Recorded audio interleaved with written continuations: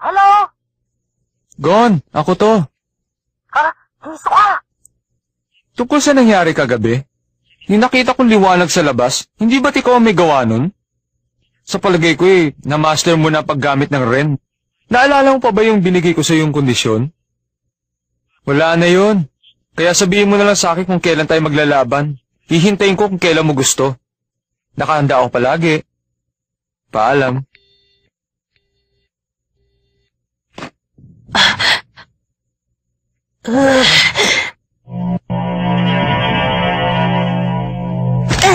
Ibang klase, masyado na yatang mataas. Magaling. Nakapasa na kayo. Ibang klase. Suko na ako talaga. Hindi ko talaga akalaing mamamasa rin yung dalawang Gyo sa loob lamang ng isang gabi. Dahil mukhang naging madali para sa inyong dalawa na mamasa ng Gyo, hinihiling niyo ba na simulan naman natin ang pag-aaral ng Hatsu? Kung yan ang gusto niyo, masyado kong minamalit ang inyong kakayahan kaya nabigla ko sa inyong ipinakita. Simula sa oras na ito ay pagsasanayan na natin ang Hatsu. Ang Hatsu ay ang paraan para makontrol ang tuluyan ng aura. Sa madaling salita, ito ang pagsasama-sama ng lahat ng Nen. Pagpalabas, pagpalakas, pagbabago, pagkontrol, pagpagalaw, pagpapakadalubhasa, ito ang 6 na pagkakahati-hati. Ang kakayahan ng Nen ay may kaugnayan sa inyong pagkatao. Maaari yung magmula sa isa sa 6 na yan. Makikita mo yon ayon sa katangian ng aura mula pa nung ikaw ay pinanganak. Ang kartang ito ang magpapaliwanag sa iyo ng bawat katangian. Kung saan man dito matatagpuan ang inyong kakayahan ay magiging mas madali para sa inyo kung doon kayo magsisimulang mag-aral. At ang pinakamalayo naman sa inyong kakayahan ang mahirap na pag-aralan. Kaya mas makabubuti kung sa una pa lang ay alam niyo na kung saan kayo magsisimula.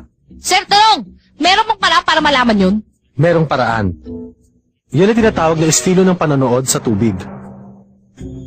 Ito ang paraan na tinuturo ng mga guro na nagmula pa sa Mind Origin School. Malalaman mo yon kung panonood at makikita ang pagbabago. Ha? At tubig ay dumadami ng dumadami. Kung ang magbabago ay ang dami ng tubig, ang ibig sabihin nito ay nagmula ang aking aura sa pagpapalakas. Ngayon, ang tingnan naman natin ay ang sa inyo. Sige, sisimulan ko. Ang galing! Gon, pareho kayong dalawa. Gumagalaw ang dahon. Ibig sabihin, yan ay nagmula sa pagkontrol. Ayos! Ako naman ang susunod. Bakit hindi siya gumagalaw? Sinasabi ko na nga ba? Ang ibig sabihin nito, wala akong kakayahan? Nagkakamali ka. Tikman mo ang tubig. Medyo matamis ang lasa. Oo nga. Hindi ba't ordinaryong tubig lang po ito? Ang ibig sabihin ng pagbabago ng lasa ay nagmula sa pagbabago. Ngayon, alam na ninyong tatlo kung saan nagmulang kakayahan ng inyong aura. Kaya simulan nyo na.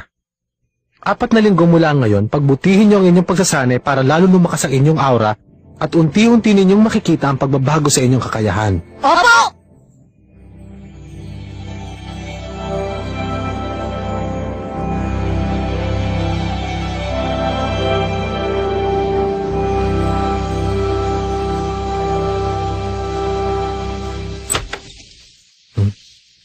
Ginonggon? Anong problema? Hindi ko alam na meron tayong pagsasanay ngayon. Gusto kong makita ang aking pagbabago mula nung tayo magsanay. O sige, walang problema sa akin yon.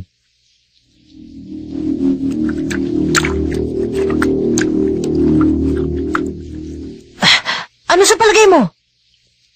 Magaling ang pinakita mo sa akin, Ginonggon. Napag-aralan mo na kaagad ang estilo ng panonood sa tubig. Ano? Ano masasabi mo? Nahuhulaan ko ng gusto mo. Ha? Hindi ba tungkol ito sa susunod mong makakalaban? Gusto mo nang makaharap si Hisoka. Tama ba ako? Alam ko na yan. Malakas si Hisoka. Kung huhusgahan ko ang iyong kakayahan, wala kang pag-asa sa kanya. Alam ko po yan, pero... Gusto mo pa rin ituloy ang laban. Yun ang dahilan kung bakit gusto mong matutunan ng paggamit ng Nen, di ba? Nagbibigay lang ako ng payo sa iyo tungkol sa Nen. Wala akong intensyon na ipilit ang aking opinion sa iyong buhay. Kung gusto mong makalaban si Hisoka, bahala ka. Kaya lang mahihilingin ako sa iyong isang bagay. Pag di mo na kaya, huwag mong pipilitin. Mapapangako mo ba yan? Opo!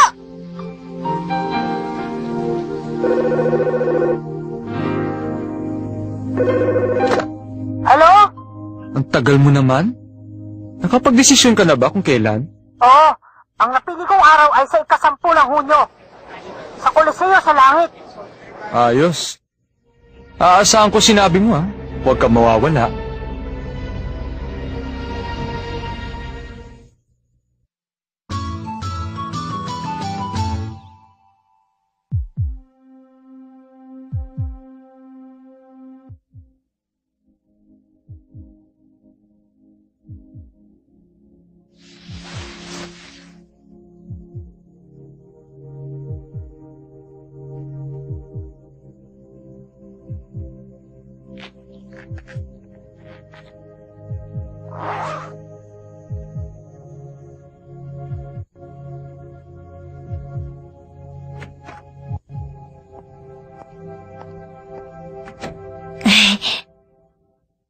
Teka lang, mukhang napasarap ang tulog mo ah. Sa sobrang tagal kong hinintay ang araw na ito, madali ako nakatulog. Kagabi pa lang, gusto ko na mag-umaga. Alam mo naman, mababaw lang ang kaligayahan ko. Di mo na kailangan sabihin sa akin yan, Gon. Paano? Lalayo na lang siguro ako ng sponsoring bago ka pagulungin ni Hisoka. Aray! Huwag mo patagalin ang laban ah! Ang sakit mo na! Makinig ka sa akin, Kiluha! Ano? Ano yun?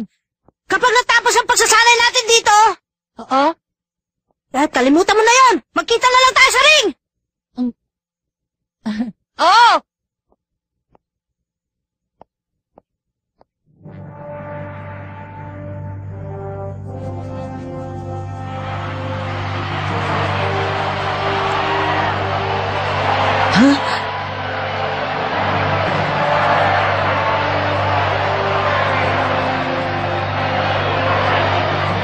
At ngayon mga kaibigan, sa wakas ay masasaksihan na rin natin ang paghaharap ni Gon at Hisoka.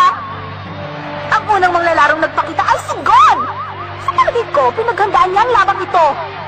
Sa kabilang dako naman ng ating ring ay lumalabas na rin ang salawagterong si Hisoka.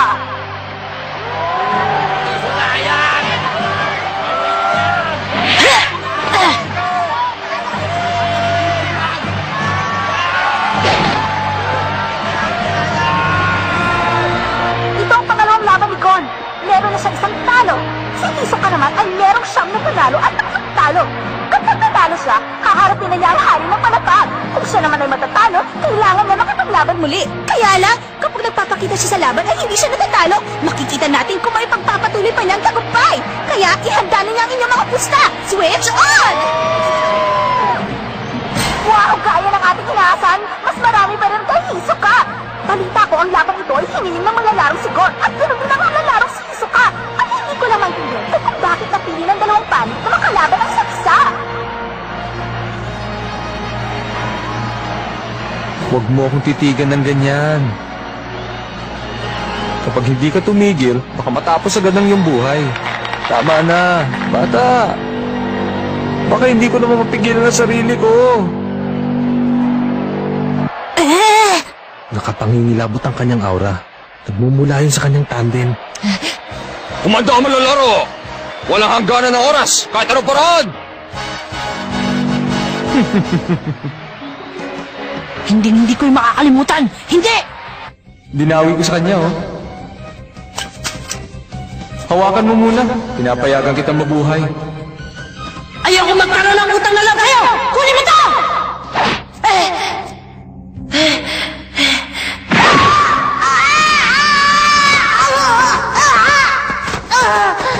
Sa oras na kaya mo na ako suntukin sa mukha ng ganong kalakas, tsaka mo na lang ibalik sa akin ang numerong yan.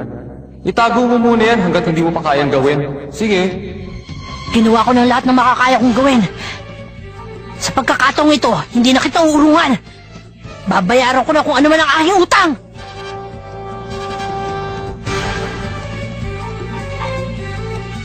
Simula na!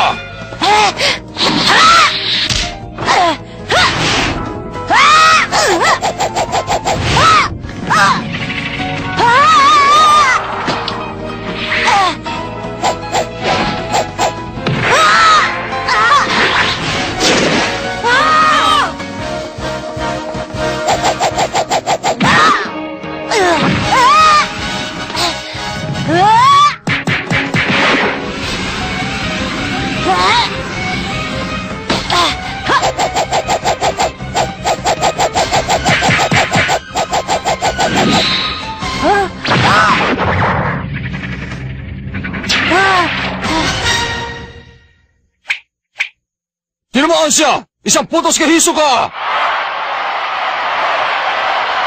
Napakahusay pa na dalawang malalaro. Hindi ko na tuloy alam kung paano ko sasabihin ang mga nangyari.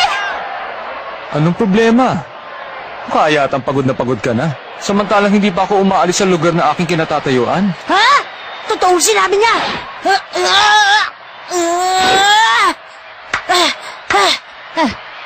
Walang pagbabago. Kalmado pa rin ang itsura ni Hisoka. Pero sa nakikita ko kay Gon, nalilibang din siya sa kanilang laban. Alam ko na, hindi kailangan ako na akong umaatake sa kanya. Dapat laruin ko rin ang laban. Kitang-kitang malaking pinagkaiba sa kanilang kakayahan. Pero imbis na matakot, napag-isipan niya ang sunod na gagawin at kinatutuwa pa niya ang laban. Pangklase talaga. Pero talagang malaki ang lamang ni Hisoka sa pakikipaglaban. Imposibleng tamaan siya ni Gon kung siseryosohin niya to. Dapat lang hindi mawala ang kanyang malaking tiwala sa sarili. Alam niyang mas malakas siya kay Gon, kaya hindi siya gumagalaw. Huwag mong titigilan ang pagsugod. Yun na lang ang tangi mong pag-asa, Gon. Susubukan ko! Ha! Ha! Ha! Naku, sinira na po niya ang ating sahig!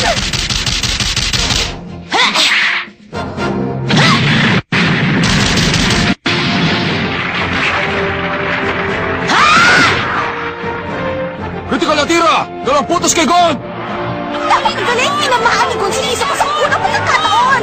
Nanay lamang na ang batang manlalaro. 2 puntos para kay Gon at 1 naman para kay Hisoka!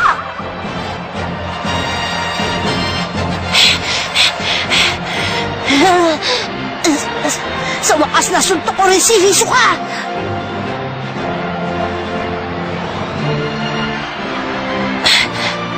Ayos!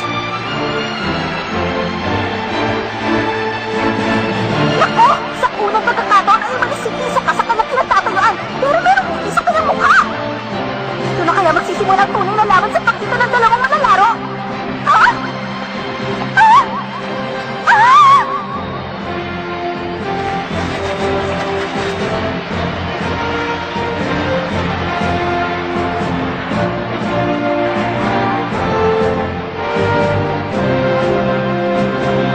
Oh! Mga kaibigan, ano kaya ang ibig sabihin nito?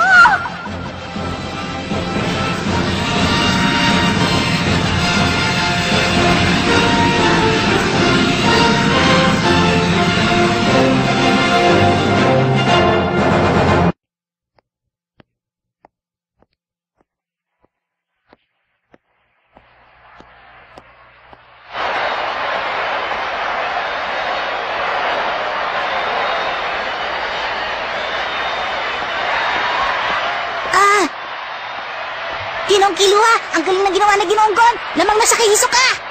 Oo. Pero ang ganong klase ng pag-atake, isang beses na makakalusot. Sigurado hindi na mauulit pa. Tamang sinabi mo. Ngayon, tiyak magsisimula na ang tunay na laban.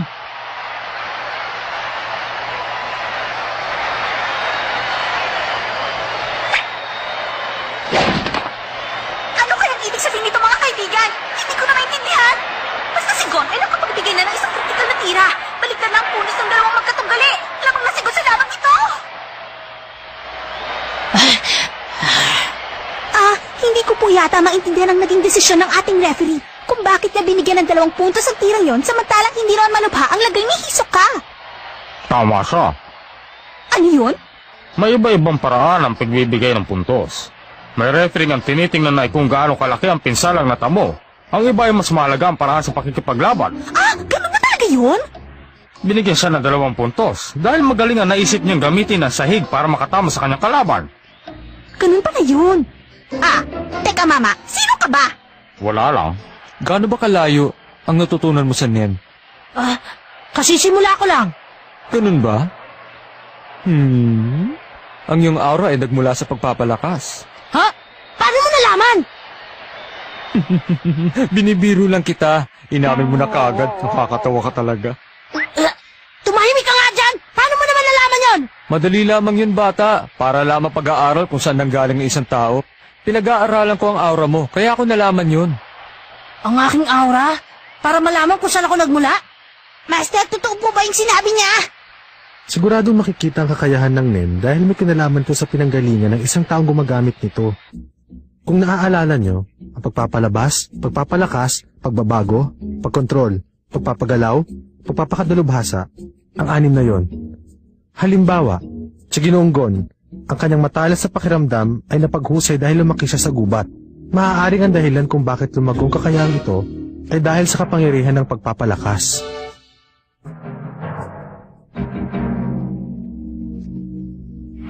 Sa madaling salita, masasabi ko ang iyong kakayahan ay isang diretsong pag-iisip. Tama siya. Totoo yun. Nagmula naman ako sa pagbabago. Ang 10 sinungaling. Totoo yun. Totoo yun. Totoo yun. Ano naman kaya ang katangian kung ikaw ay nagmula sa pagkontrol? O kaya at ang bagay na bagay tayong dalawa. Magkaiba ang katangian pinagmulan ng ating mga lakas, kaya lagi tayo nagkakasundo at naging malapit sa isa't isa. Pero mag-iingat ka ha, dahil delikado ang mangyayari sa atin. Alam mo naman na ako ay isang sumpungin at sinungaling. Ang magandang usapan ay maaaring magwakas sa isang madugo at nakakakilabot na katapusan.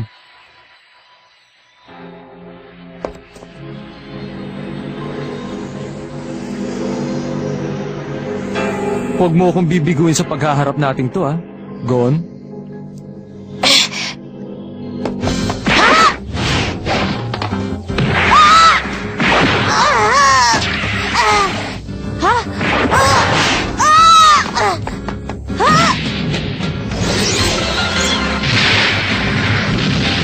Napakalakas ng pag-atake ni Hisoka!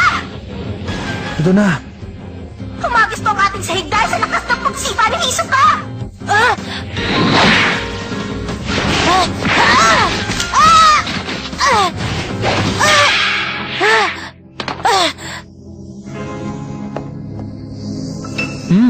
Mabilis ka rin.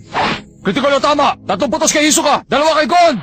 Napakabilis ng pangyayari! Seryoso na po yata si Hisoka! Sa sunod-sunod na ginawa ng pag-atake ay parang hindi ko na yata napansin kung kailan tinamaan si Gon!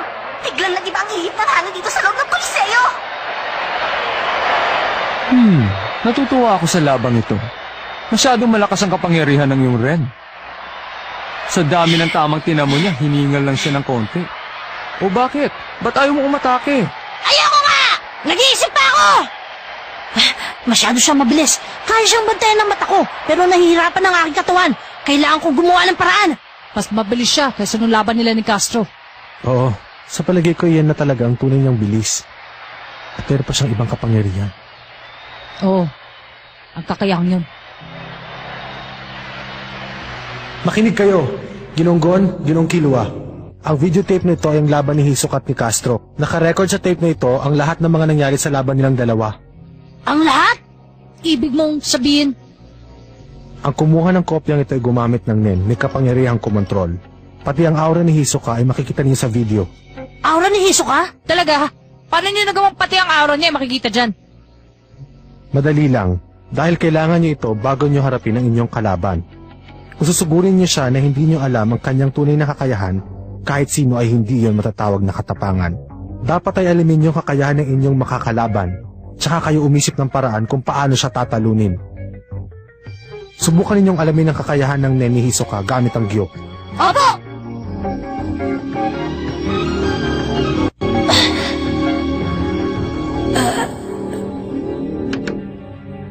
Nakita niyo? May nakita ako. Parang gasinulid na aura. Siguro 15 piraso yon. Oo. Nakakonekta sa kanyang kaliwang kamay, papunta sa kanyang kanang kamay, sa bara at sa lahat. Tama kayo. Paano niya kaya ginawa yun? Minsan ay napapalaki niya, minsan din naman ay masyadong maliit. Oo nga. Nagdidikit-dikit kaya sila parang mga magnet? O kaya parang silang madidikit ng goma? Paano kaya yon? Siguro meron siyang kakayahan na mapagbago ang kanyang aura na parang isang uri ng goma at maaaring idikit kahit saan man niya gustuhin. Kaya pala, parang nahirapan siyang pagalawin ang kanyang mga kamay. Tinamaan kagad siya ng suntok sa mukha. Pero bakit hindi kagad naisip ni Ginoong Castro na hindi pala makagalaw ang kanyang mga kamay? Nangyari sa kanya yon dahil sa paraan ng kanyang pakikipaglaban. Ginoong Killua, anong paraan ang ginamit ni Castro? Ang doble, hindi ba? Tama ka, hindi yun halusinasyon. Ang tawag sa paraan na ginamit niya ay doble. Ganon din ang paraan na ginamit niya nung silipin ko sa kanyang kwarto. Kung pag-aaralan mong kanyang Tiger Gnashing Punch, yun ay nagmula sa pagpapalakas. Pero ang pinili niyang paraan ay yung makakagawa ng doble. Ibang estilong ginawa niya. Ginamitan niya rin ito ng paraan ng pagkontrol para maisagawa lamang ang kanyang pinaplano kay Hisoka. Kaya lamang, maraming istilong hindi nito nakasundo, kaya naubos lang lahat ng enerhiya sa loob ng kanyang katawan. Si Hisoka naman ay ginamit ng In para maitagong lakas ng kanyang aura kay Castro. Pero sa mga taong katulad ni Castro, madali lang yung malamang gamit ang Gyo. Kaya lamang napigilan siya ni Hisoka. Naiwasan ni Hisoka ang ginawa ni Castro gamit ang kanyang mahika. Pinaniwala niya rin ng karamihan na hindi pa siya seryoso sa laban para magamit ang kapangyarihan ng kanyang In. At para maitago ang iniipong lakas sa loob ng kanyang katawan. Hindi nagtagal ay gumamit na rin ng aksyon si Hisoka. Ang naging resulta, pumanaw si Castro katulad ng ibang mga manlalaro. Isa siyang henyo. Ang kanyang nen ay nagagawa niyang baguhin sa isang saglit kahit hindi siya naiisa ng kanyang katunggali. Kung makikipaglaban siya, ay parang isang baliw. O ano, gusto niyo ituloy ang panonood? Opo, ituloy na natin! Basta, ang dapat ko lang gawin ay hindi magpahuli sa kanya bago niya magamit ang kanyang aura. Kailangan ko muna siya maunahan. Ano? Buong araw ka na lang ba mag-iisip dyan? Napapagod na ako sa kahihintay dito eh. Sige ka, pag hindi ka lumapit, mapipilitan na akong gumamit ng puwersa. Ha? Ang Gyogon! Ha? Huli na ang lahat, bata. Hindi maaari! Ano? Alam mo na ba kung anong susunod na mangyayari? O kailangan ko pang sabihin? Ngayon ay siguradong hindi ka na makakatakas sa akin.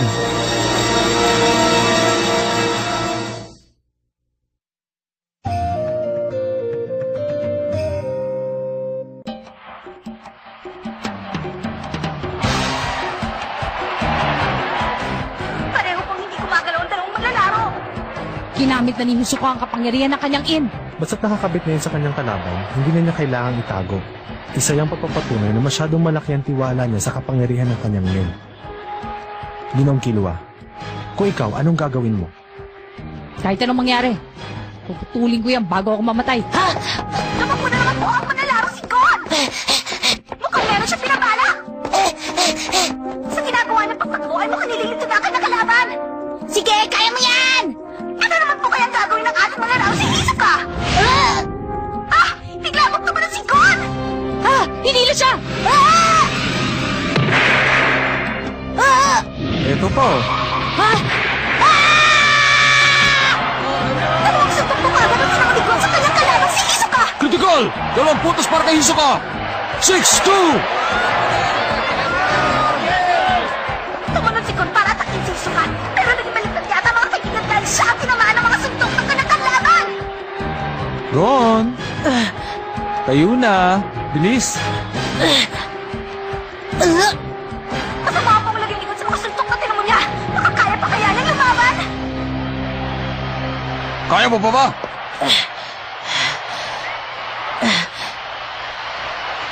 Kaya ko pa! Ipagpapatuloy pa ni Gon ang kanilang laban! Sige, Gon! Kaya mo yan! Ang maglalarong si Gon na kaya ang magpapatigil sa walang hanggang tagumpay ni Hisoka?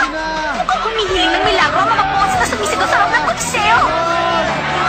Meron tuloy ako naaalala dito eh. Nung huling bahagi ng pagsusulit, halos lahat ng taong nanonood sa laban mo ay sumuporta na sa'yo. Nakikita mo to, hindi ba? Ang tawag dito ay bungee rubber. Umiiksi at humahaba. Ano mang mangyari sa kanya ay depende rin sa akin. Kita mo? Hindi kanya nahila ngayon. Kaya sa akin pa rin manggagaling ang desisyon. Kahit anong gawin mo, hindi ka na makakatakas sa bungee rubber na nasa kamay ko. Anong nangyayari? Tumigil si Hisoka sa pag-atake at parang meron siyang ipinapaliwanag kay Gon. Ano naman kayang pinag-uusapan ng dalawang manlalaro? Sa totoo lang, nagkaroon siya noon ng trauma sa chewing gum. Ano? Nung bata pa si Hisoka ay mahilig siyang umuya ng bubble gum na ang pangalan ay Bungie. Talaga? Bakit naman siya nagkaroon ng trauma doon? Sa una ay masarap ang lasa ng bubble gum. Pero habang tumatagal ay tumatabang na rin ang lasa nito. Pero mahirap lamang ang pamilya ni Hisoka, kaya palaging wala laman ang kanyang bulsa. Kaya hindi rin siya nakakabili ng Bungie gum araw-araw. Mula noon ay wala ng lasa ang binibili niyang bubble gum. Oh, bakit nawala? Ano yun? Bakit? Humihingi po ako ng tawad sa lahat ng aming tagapakinig dahil may istorbo dito. Ngayon, balikan na po natin ang dalawang manlalaro! May tatanong ako sa'yo Kung masasagot mo, pwede mo ako sugurin. Hindi ako ihilag. Talaga? Makinig ka mabuti sa tanong ko. Kailan ko dinikit yung bungee gum sa leeg mo? Una, nung siniko kita? Pangalawa, nung bang sumadsad ka? Pangatlo, nung kritikal na tama? O ano, alin sa tatlo? Kailan? Kailan kaya yun? Pangatlo! Nung tinamaan mo ako sa dibdib! Boo! Ha? Ang sagot ay pang-apat. Habang nag-iisip ka kung anong pagsugod ang gagawin mo para manalo sa labang to. Mandaraya! Sabi ko naman sa'yo, ako'y sumpunging sinungaling, hindi ba? Dapat pala ginamit ko na agad ang Diyos sa kanya! Masyado ka kasi mabagal Kung naisip mo ba naman gamitin agad ang kapangyarihan ng iyong Diyo, di naiwasan mo sana ang aura ko. Pero hindi pa rin uubra sa akin yon. Ha? Basta ginusto ko, sigurado mangyayari. Dahil ginagamit ko lang ang aking aura sa kalaban kapag hindi niya kayang sanggahin. Kadalasan, idinidikit ko yun pagkatapos ko siyang tamaan. Kaya wala na akong pakialam kung makikita mo to o hindi. Tama siya! Kung hindi ko maiiwasan ang kanyang atake, kahit makita ko pa ang kanyang aura gamit ang Diyo, ay baliwala rin! Kahit anong pagsangka ang gawin mo, madidikit niya sa'yo yan. Mandaraya ka talaga, Hisoka. Kahit saang anggulo mo talaga tingnan, ay dihado si Ginoonggon. Pero sa ganitong pagkakataon, makikita ko kung paano siya mag-isip at kung paanong paraan ang gagawin niya. Ito na ang oras ng pagsubok. Ay, nako. Kailangan ko nang tumigil sa kadadaldal at ituloy na ang laban. Kung hindi ako makakaiwas, susugurin kita! Ganyan nga, Gon! Ganyan nga!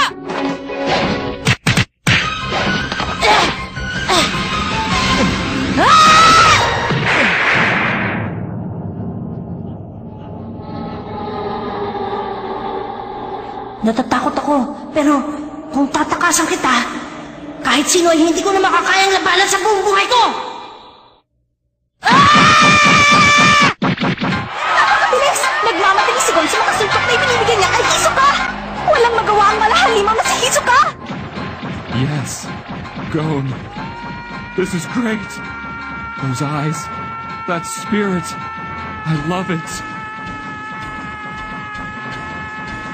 I wish I could demolish you right now. Oh, but not yet. I have to wait until the fruit is ripe. Until my prize is at its peak, I have to be patient. It'd be a waste to tear it down now. I must endure. Endure. Endure.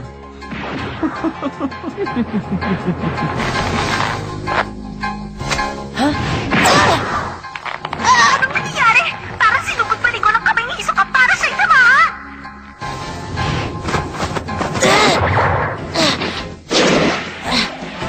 Ayos! Sa wakas nasangga ko rin ang usang yun! Masasanay na rin ako sa ginagawa niyang pagdila! Makakalaban ako! Makakalaban ako! Paraw critical! 2 puntos kay Gon at kay Hisoka! Ha? Nakatayo ako kaagad! Nasangga ko rin yung isang tira niya! Ang puntos na po natin ngayon ay 9 laban sa 4.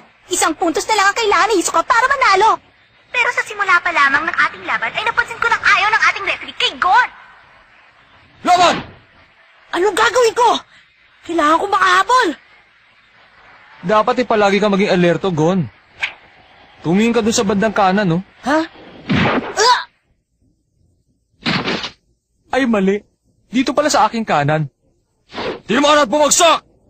2 puntos kay Hisoka! 11-4! Ang nanalo sa labang ito ay si Hisoka! Lakas po ang laban. Nakasampung panalo na po si Hisoka. Pero mahusay ang pinakita ni Gon sa pakikipaglaban. Sana'y magtagumpay siya sa mga susunod na makakaharap. Ngayon ay tinatapos ko na po ang ating programa. Magkita-kita lang po tayo sa susunod na laban. Paalam na po sa inyong lahat at magandang gabi. Sinabi ko naman sa'yo maging alerto ka. Habang nagrereklamo ka doon sa referee kanina, hinagisan agad kita ng makapangyarihan kong aura at kinabit ko dyan sa bato. Saka ko siya mabilis na inutusang umiksi. Masyado na malaki ang pinagbago mo, pero kailangan mo pa rin ng maraming karanasan sa pakikipaglaban. Kapag natapos mo na ang 10, baka pwede na tayo magpainit ulit. Pinagbigyan lang kita dito ngayon. Sa susunod sa labas na ng Coliseo tayo maghaharap. Mag-ensayo ka na mabuti Wala na yung patakaran. At ang pustahan, ang mga buhay natin.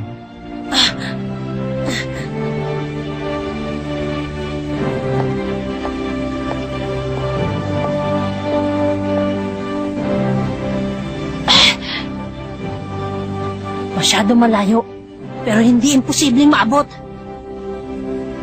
Kailangan ko magsanay ng gusto sa akin din nang sa gayon ay matalo ko si Hisoka.